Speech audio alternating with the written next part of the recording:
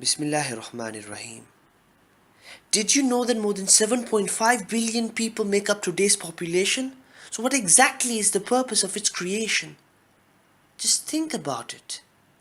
A kind of an examination? Yes, in the hereafter God will eventually judge the entire nation. But how are we even faring? Are we really trying our best to pass this test? Well then why do we sever ties with our blood relation, claiming that they're a botheration? We try to be a token of flirtation, knowing that it may lead to fornication. We keep creating innovation after innovation, assuming that it will bring about inspiration. So what is the use of education if we cannot protect our reputation? We are leading a life of humiliation, desperation, aggravation. We see people dying out of starvation, dehydration, molestation, depression, character assassination. But we only desire to go on vacation and be mesmerized by the false decoration attraction, which subsequently is a mere delusion. We are givers of constant animation all around and ready to make a new formation and whatnot. What else have we forgotten? Let me tell you, this world is filled with temptation. Ain't it just a burning sensation far beyond our imagination? How do I know?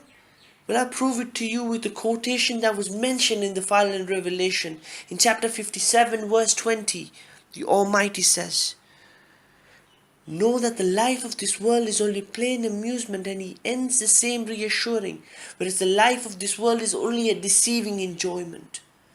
Moreover, we must all build a strong foundation which basically starts right from gestation, strengthening to develop a better generation.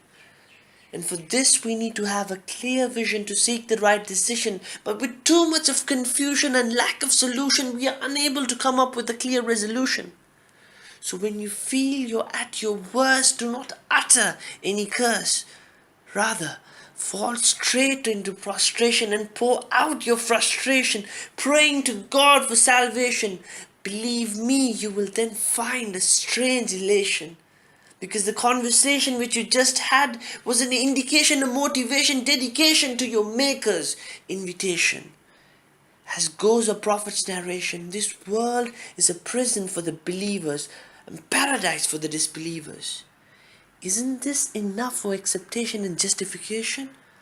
Thus, to live up to expectation, we need to live in moderation and fulfill our obligation, pray a salah in congregation, increase our supplication along with our Quran recitation. So with all this information that requires contemplation through observation and consideration, understand, He, Allah the All-Knowing, doesn't need any explanation. But it is time for us to question, are we ready for reformation to win this competition? Imagine the day we will be in isolation deep below the ground with nobody around. Will there be any source of consolation? In Jannah will be our eternal celebration, so let us come to a realization before abrupt termination.